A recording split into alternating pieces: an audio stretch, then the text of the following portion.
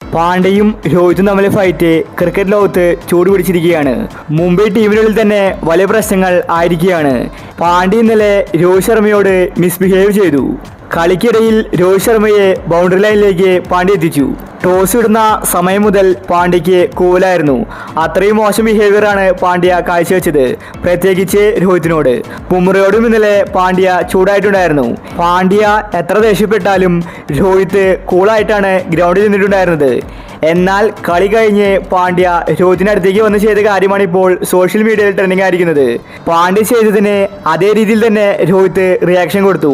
ഈ ഒരു സംഭവത്തെ പറ്റിയാണ് നമ്മൾ ഇന്നത്തെ വീഡിയോയിൽ നോക്കുന്നത്. ഇത്തരം ക്രിക്കറ്റ് ന്യൂസിന് വേണ്ടി ഈ ചാനൽ മറക്കാതെ സബ്സ്ക്രൈബ് ചെയ്യൂ. മുംബൈ ആദ്യ കളി തന്നെ തോറ്റു. 99% ജയിച്ച മത്സരമാണ് മുംബൈ കൊണ്ടുപോയി കളഞ്ഞത്. ആകെ കുറച്ച് റൺസ് മാത്രമേ മുംബൈക്ക് ആവശ്യമുണ്ടായിരുന്നുള്ളൂ. ഗുജറാത്ത് ആണെങ്കിൽ ചെറിയ ടാർഗറ്റാണ് മുംബൈക്ക് കൊടുത്തത്. അതുപോലും ചെയ്യിപ്പിക്കാൻ മുംബൈക്ക് സാധിച്ചില്ല. രോഹിത് തൻ്റെ കടമ കൃത്യമായി നിർവഹിച്ചു.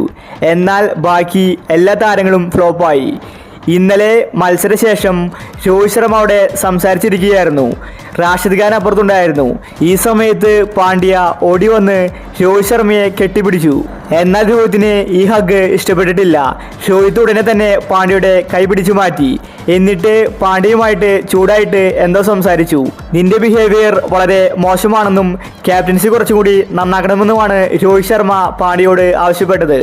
പാണ്ഡ്യ നല്ല രീതിയിൽ അത് കേൾക്കുന്നുണ്ടായിരുന്നു. രോഹിത് ശർമ്മ വളരെ ചൂടിലായിരുന്നു.